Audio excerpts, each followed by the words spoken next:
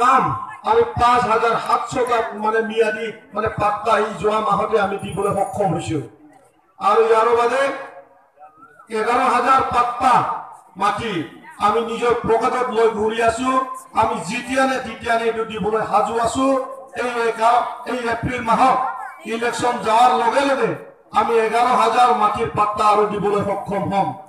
আৰু লগতে চাউন্তে ডিসেম্বৰ মাহ পাওঁতে আমি 1 লাখ মানুহৰ